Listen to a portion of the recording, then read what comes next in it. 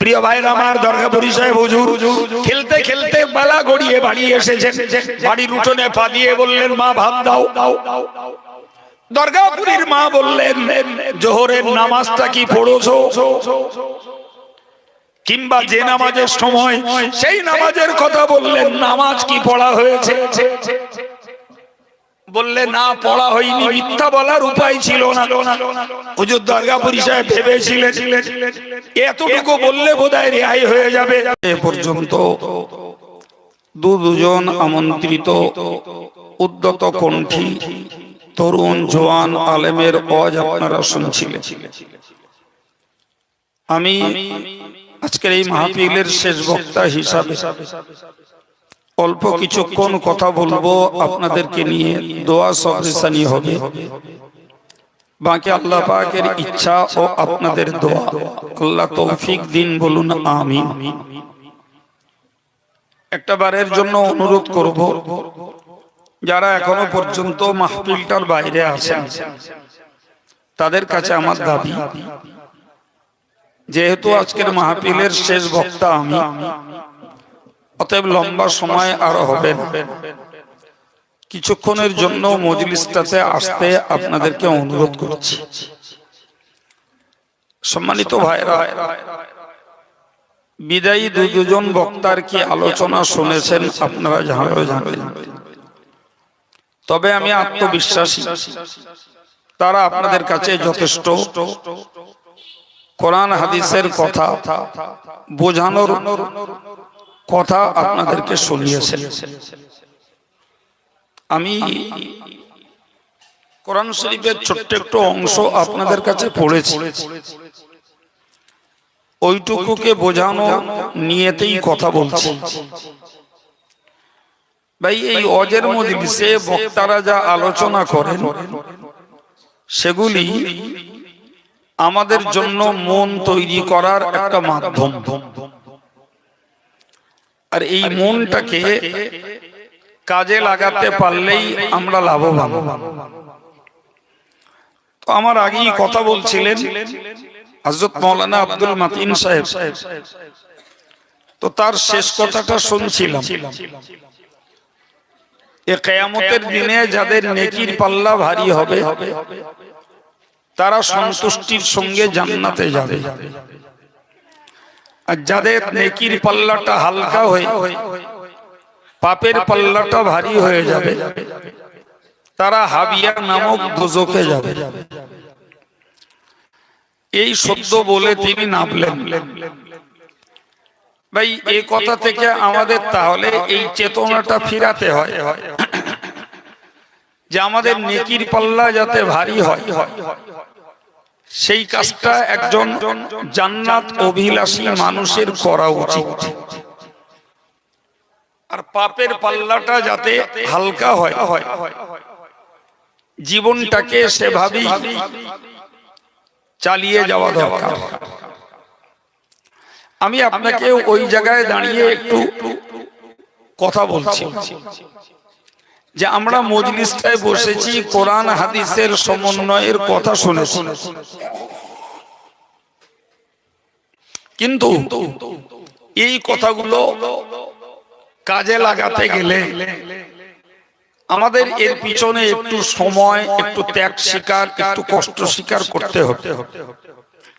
দেখুন, বছর ঘুরলে একবার করে সভা হবে,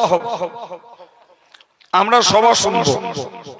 গোটা বছর সবার সেই বিষয়গুলোকে আমরা কার্যকর করব না, তাহলে আমরা কিভাবে জাহান্নাম থেকে মুক্ত জান্নাতি জীবন গড়ব কেমনে? ভাই, সারা পৃথিবীতে যত ধর্ম আছে, ইসলাম ধর্মের লোক ছাড়া আর কেউ পরকালে বিশ্বাসী নয়, কেউ জান্নাত জাহান্নামে বিশ্বাসী নয়। আমরাই কেবলমাত্র জান্নাত জাহান্নামে বিশ্বাসী। আমাদের হৃদয়ের গভীরে যদি এই জায়গাটা দিতে পারি যে জাহান্নাম আমার জন্য অসহনীয় একটা জায়গা, যার যাতনা যার কষ্ট আমি সহ্য করতে পারবো না। আর জান্নাত চির একটি আরামের জায়গা। তো আমাকে যদি জাহান্নাম থেকে বেঁচে জান্নাতে যেতে হয়, তাহলে আমার কিছু করণীয় কর্তব্য পালন করতে হবে। নাম্বার ওয়ান, একটা কথা মনে রাখো ভাই, ইসলাম ধর্ম একটা জ্ঞানের ধর্ম। এতে অজ্ঞানতার কিছু নেই। আমি জানি না, আপনি জানেন না, এটা আমাদের ঘাটতি, আমাদের পড়াশোনার অভাব। তা না হলে ইসলামের জ্ঞান ভান্ডারে আমাদের প্রয়োজনীয় কোনো জ্ঞানের অভাব নেই। আমাকে সর্বাগ্রে ইসলামী জ্ঞানটাকে জোগাড় করতে হবে। ইমাম বুখারী রাহমাতুল্লাহ আলাইহি তিনি তার একটি উক্তিতে বলেছেন, আল ইলমু ক্বাবলা আল কওলি ওয়াল আমাল।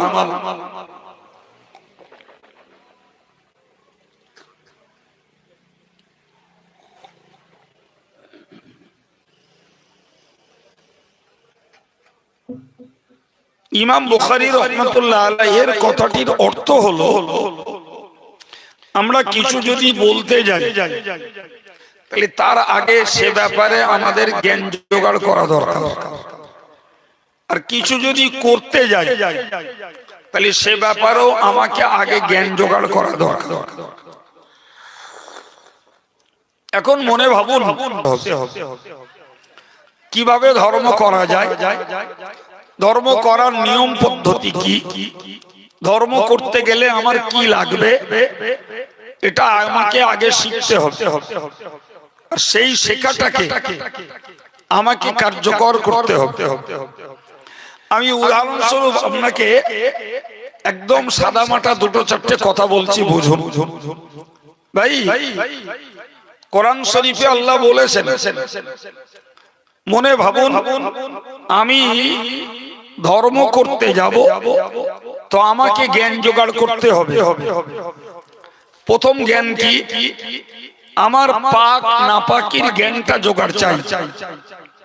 আমি মানুষটা আল্লাহর দৃষ্টিতে পবিত্র না অপবিত্র? হাদিস শরীফে এসেছে, ইন্নাল্লাহা তাইয়্যিবুন ইউহিব্বুত তাইয়্যিবা। আল্লাহ নিজে পবিত্র এবং পবিত্রতাকে আল্লাহ ভালোবাসেন। সুবহানাল্লাহ। এখন বাবু, আমি মানুষটা কিসে কিসে অপবিত্র হই, এটা আমার জানা দরকার।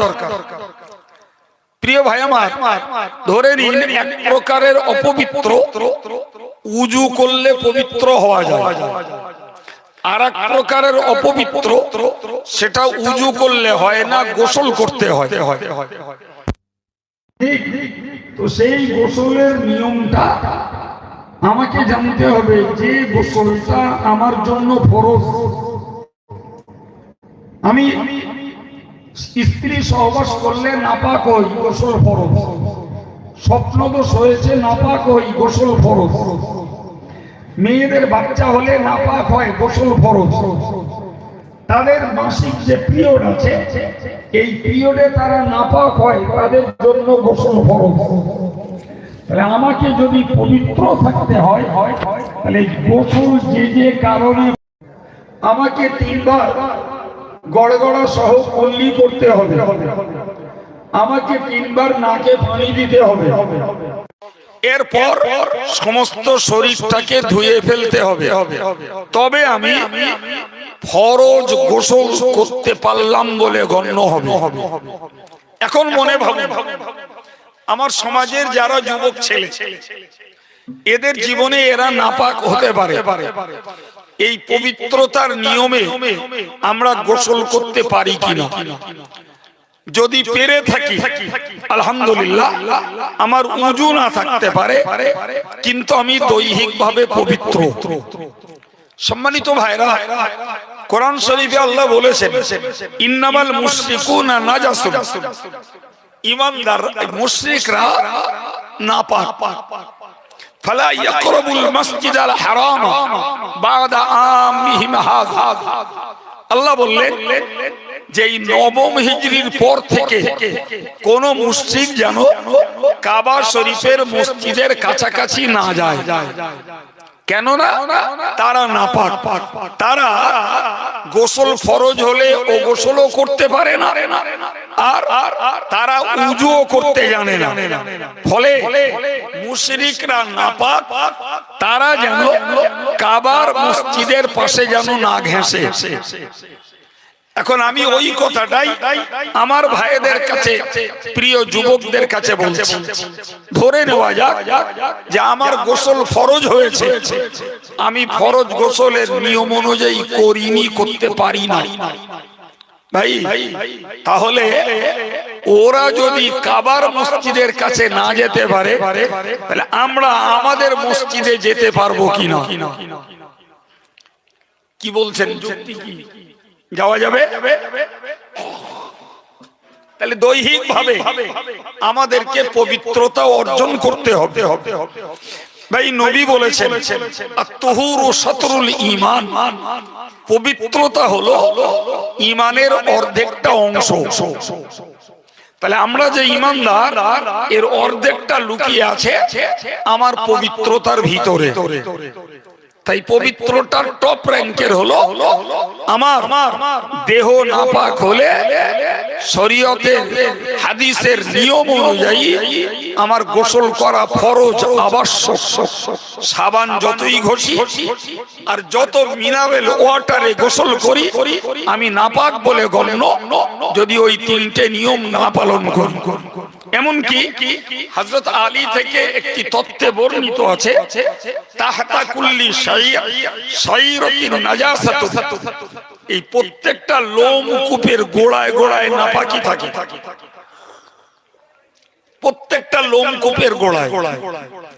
এই শীতকাল আমাদের দেহে টান আছে, আমি নরমালে গোসল করে উঠলাম, আল্লাহ না করুন আমার দেহের একটা পশমের গোড়াও যদি শুষ্ক থাকে, তাহলে আমি পবিত্র নই। প্রিয় ভাই আমার, আমি আপনাদেরকে শেখাচ্ছি, আমার মায়েরাও আছেন, আপনারাও আছেন, নামাজি মানুষ যারা, তারা জানেন তো বটে, কিন্তু আমরা যারা নামাজ কালাম পড়ি না, হয়তো এই বিষয়গুলো আমাদের জানার ঘাটতি বা আমলের ঘাটতি থাকতে পারে।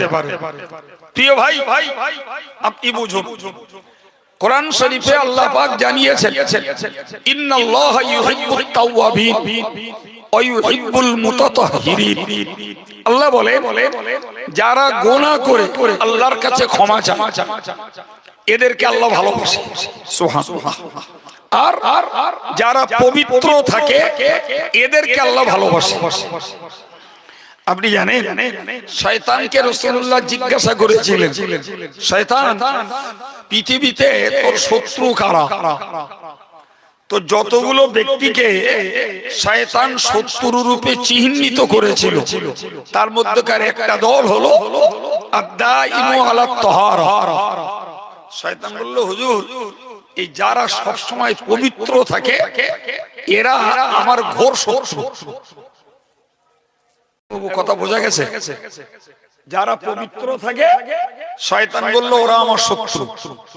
রাসূল বললেন কেন? যারা পবিত্র থাকে তারা তো ভালো, তাহলে তোর কাছে তারা শত্রু কেমনে হলো? বললে হুজুর ওরা পবিত্র থাকলে ওদের দ্বারাতে আমরা পাপ কাজ সহজে সংগঠিত করতে পারি না। পবিত্র লোকদের কাছে, পবিত্র ছেলে মেয়েদের কাছে আমি সহজে ঘেঁষতে পারি, ফলে ওদের দ্বারাই পাপ কাজ করানো যায় না। সুবহানাল্লাহ বলে। এখন এই পবিত্র থাকাটা ধর্মের বাকি আমল পরে, এটা গোড়ার কথা। ভাই যদি আমি পবিত্র থাকতে পারি, তাহলে প্রথম নম্বর শয়তানের ছোবল থেকে বাঁচতে পারবো। পবিত্র থাকার উপকারিতা আছে না নাই? জি, আমি এতক্ষণ ধরে আপনাকে বুঝিয়েছি আসল অপবিত্রতা হলো গোসল ফরজ হওয়া। ভাই তাহলে ওটা থেকে আমার ওই নিয়ম অনুযায়ী গোসল করে আমাকে পবিত্র থাকতে হবে। নাম্বার 2, আর এক প্রকারের অপবিত্রতা, সেটি হলো পেশাব হয়, পেশাব করা, পায়খানা করা, বায়ু সরা, রক্ত নির্গত হয়ে গড়িয়ে যাওয়া, এই জাতীয় বিষয়গুলি এটাকে অপবিত্র বলে। তবে আগেরটার তুলনায় এটা একটু কম দরজার, ফলে এটাকে হাদাসে আসগার অর্থাৎ ছোট নাপাকি বলা হয়। এটার জন্য উজু করলে পবিত্র।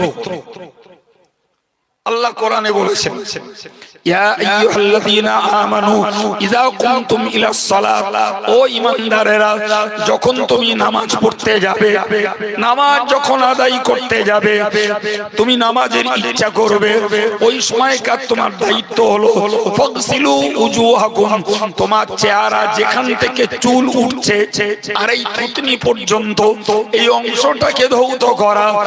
এবং পরে বললেন ওয়া আইদিয়াকুম ইলাল মারাফিক, এইটার নাম হলো কনুই। এই কনুই সমেত হাত দুটিকে ধুয়ে ফেলা, একবার ফরজ, 3 বার সুন্নাত। এরপরে বললেন আমসাহু বিরুসিকুম, তোমার মাথাটাকে মুসাহ করো। তার মানে ভিজে হাত মাথায় ডলে নাও। কেউ বলেছেন একটা চুল ডললে হবে, কেউ বলেছেন 3টে। আমাদের ইমাম সাহেবের বক্তব্য হলো এই কপাল পরিমাণ চুল ঘষে নিলে মাথা মুসাহ করার ফরজ হুকুমটা আদায় হয়ে যাবে। আর টোটাল মাথা মুসাহ করা এটা সুন্নাত, এতে অতিরিক্ত সওয়াব পাওয়া যাবে। যে এই কাজগুলো আনুষঙ্গিক, হাত দেওয়া, কুলি করা, নাকে পানি দেওয়া, এগুলো সুন্নত। ঘাড় মুসাহ করা এটা মুস্তাহাব, বাকিগুলো ফরজ। তাহলে নামাজ পড়তেই ইচ্ছুক ব্যক্তি যে তার দেহটা পাক থাকতে হবে, না পাকির গোসল ফরজ হলে সেটা করে নিতে হবে। এরপরে নামাজ পড়তে গেলে এইগুলো করা লাগবে। জি, আল্লাহ বলেছেন ওয়াইন কুনতুম জুনুবান ফাত্তাহরু, যদি তুমি রোগগ্রস্ত, যদি তুমি নাপাক হও, তাহলে অধিক পরিমাণে সতর্কতার সঙ্গে পবিত্র হও। তার মানে ফরজ গোসলটা করে নাও। ওয়াইন কুনতুম মারদা আও আলা সাফারিন ওয়ালাম ইয়াতাজিদু মাআন ফাতায়াম্মামু সাইয়িদান তাইয়্যিবা, তুমি দেহে নাপাক, উজু নাই, আবার তুমি রোগগ্রস্ত, অথবা তুমি সফরে আছো যেখানে তুমি পানি পাচ্ছ না, আমার আল্লাহ বললেন এরপরেও তোমার নামাজে ছাড় নেই, এরপরেও তুমি নাপাক থাকতে পারবে না। তোমাকে মাটিতে হাত ঘষে একবার এই মুখটাকে মুসাহ করতে হবে, ওই ধুলো মিশ্রিত হাত, আর একবার হাত মেরে এই ঠিক এইভাবে এই এই এই এই তুমি পবিত্র। আরেকটু জোরে বলে, আরেকটু মন খুলে বলে, এটা হলো উজুর বিকল্প পবিত্রতার ব্যবস্থা। ইসলাম সহজ না কঠিন? এই বলেন একদম।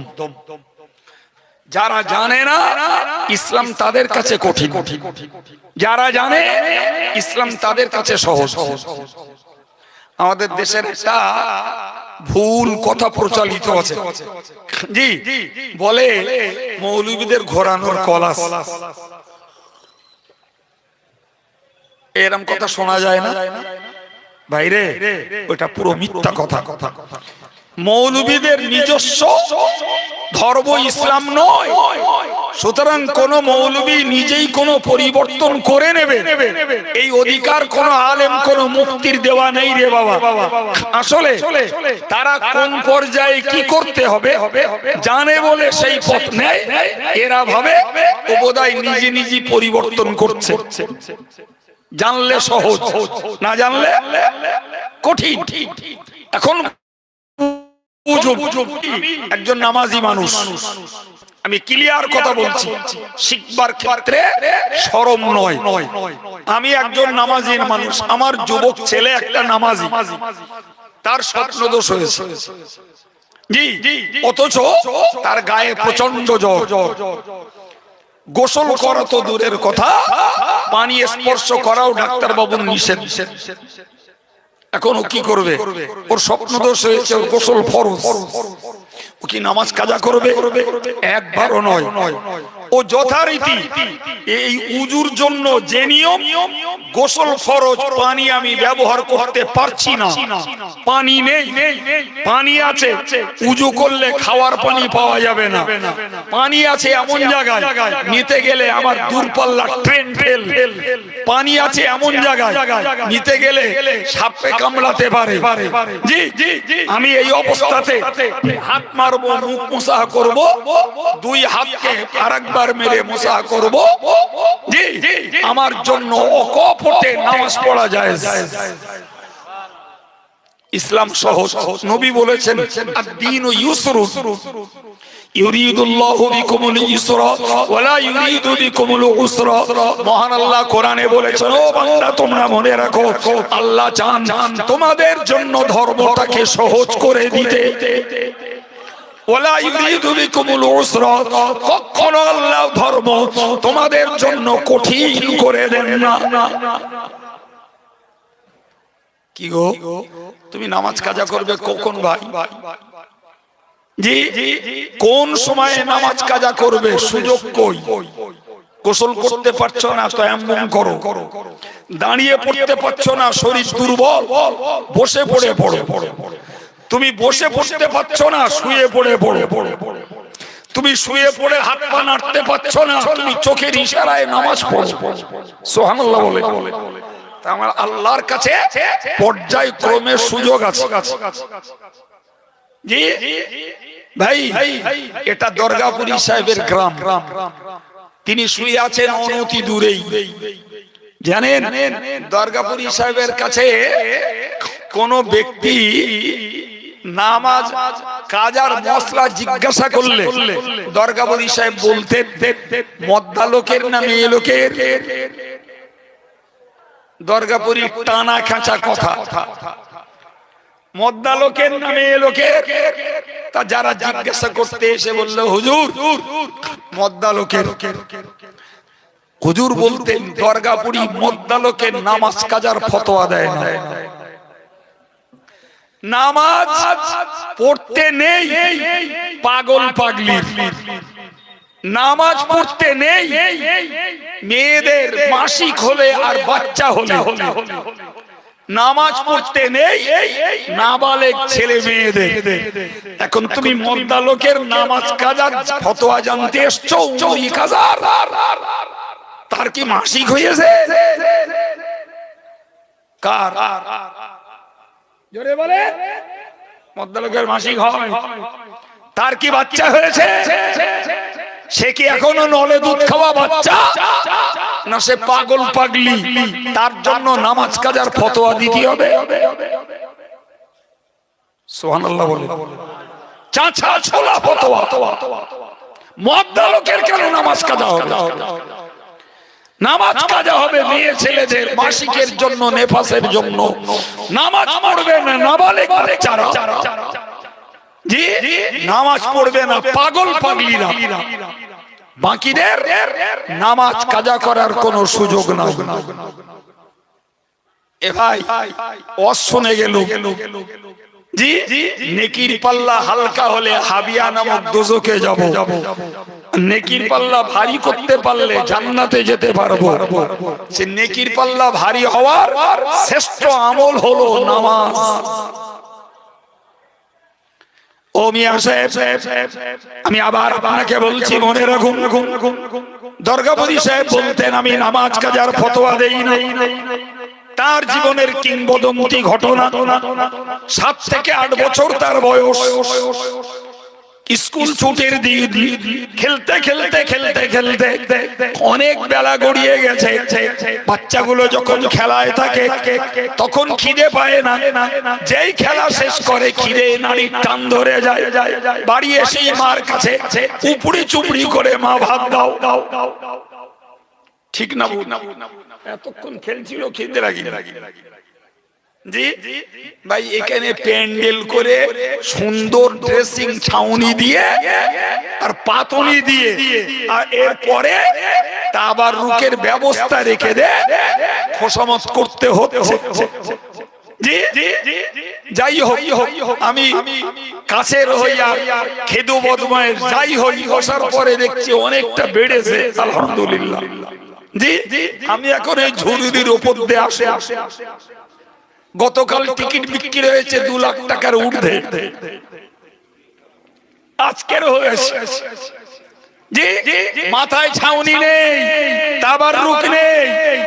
আমি পার হয়েছি 10টা 15, এখনো চাতকের মতো মুসলমানের ছাবালেরা সেখানে বসে রয়েছে। কি করছে? নেকির পাল্লা ভারী করছে। চিল্লে বলে হালাল টাকায় হারামের টিকিট কাটছে, খাওয়া নেই, ঠান্ডায় রীতিমতো ঠান্ডা খাচ্ছে, এবং এরপরে ওই খেলা শেষ হবে, বাড়ি যাবে। মা থাকলি মা আর বউ থাকলি বউ, আগে উৎপীড়ন, শিগগির ভাত দাও, বিরাট খিদে লেগেছে, কামাই ধুয়েছি। বউটার হয়তো ওঠারও সুযোগ দেবে না।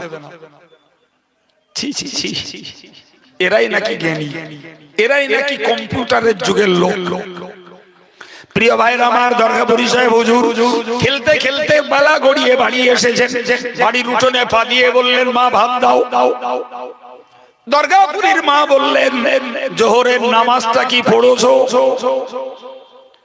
কিংবা যে নামাজের সময় সেই নামাজের কথা বললেন, নামাজ কি পড়া হয়েছে? বললে না, পড়া হয়নি। মিথ্যা বলার উপায় ছিল না। হুজুর দরগাপুরি সাহেব ভেবেছিলেন এতটুকু বললে বোধহয় রেহাই হয়ে যাবে।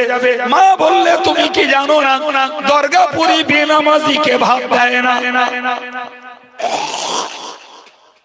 কারে বলছে? জোরে বলে। মা কারে বলছে? নিজের ছেলেকে বয়স কত? 7 অথবা 8। জি, হে ময়নালির যুবক, তোমরা ধেই ধেই করে নাচতে জানলে, জি হুজুর ভক্তি করতে জানলে, জিন্দাবাদ দিতে জানলে, এখনো পর্যন্ত নামাজ পড়ার পরিসংখ্যান বাড়লো না। কোন হুজুর তোমায় জান্নাতে দেবে? কোন হুজুর তোমার কিয়ামতের মাঠে পার করাবে? কোন হুজুর তোমাকে আরশের নিচে জায়গা করে দেবে? কোন হুজুর তোমাকে হাবিয়া দোজখ থেকে বাঁচাবে? পৃথিবীর কোন মহারথী নাই। তুমি তো তুমি পীর সাহেব না পীরজাদা? তুমি কে? খুদ রাসূলুল্লাহ তার কন্যা ফাতেমা আর তার ফুবু সুফিয়াকে বলেছিলেন, ইয়া ফাতিমাতু বিনতু মুহাম্মাদিন ওয়া ইয়া সুফিয়াতু আম্মাতু মুহাম্মাদিন ইতিয়া ইয়াউমাল কিয়ামাতি বিআমালিকুমা। ও ফাতেমা নবীর কন্যা, ও সুফিয়া নবীর ফুবু, তোমরা দুজনেই কিয়ামতের দিনে তোমাদের আমল নিয়ে হাজির হও, আমল নিয়ে হাজির হও। ফাইন্নী লা উগনি আনকুমা মিনাল্লাহি শাইয়া। আমি একজনের ভাইপো আর একজনের আব্বা বলে তোমাদের কোনো উপকার করতে পারবো না। তোমার আমলের বিনিময়ে আল্লাহর যদি রহমত হয় তবে তুমি নাজাত পাবে। কার পিছনে ছুটছো? কার পিছনে জিন্দাবাদ দিয়ে জান্নাতে যাওয়ার জন্য কুঁদি এঁটে বসে আছো? কিসের পিছনে পয়সা সর্বনাশ করছো? নিজের আমলের জীবনটাকে সংশোধন না করে। যদি আমি ময়নালী কথা বলছি বলে বলছি, ময়নালীর মাগুলো যদি দরগাপুরীর মায়ের মতো হতো, পীর লাগতো না, আব্দুল কাইয়ুমের লাগতো না, পীরজাদা লাগতো না, নবী দেখার নবী দেখানো হুজুর লাগতো না, মায়ের পরিষেবা এই বাচ্চাগুলোর জান্নাতের রাস্তা পরিষ্কার হয়ে যেত। কথা বলে লিখে নেন, স্ট্যাম্প মেরে দেবো। জি, মুফতি জান্নাতে নিয়ে যাবে না, পীর জান্নাতে নিয়ে যাবে না, পীরজাদা জান্নাতে নিয়ে যাবে না। জান্নাতে যেতে হলে চাই আল্লাহর রহমত, আর আল্লাহর রহমত পেতে হলে চাই আল্লাহ আল্লাহ রাসূলের নির্দেশের আমল। মনে রাখবেন, আমি বলেছি আবেগের বশে সত্য কথা। জি, ময়নালীর মা গুলো যদি দুর্গাপুরীর মা হতো, সহজেই যুবক আর যুবতীরা ধার্মিক আর ধার্মিকা হয়ে যেত।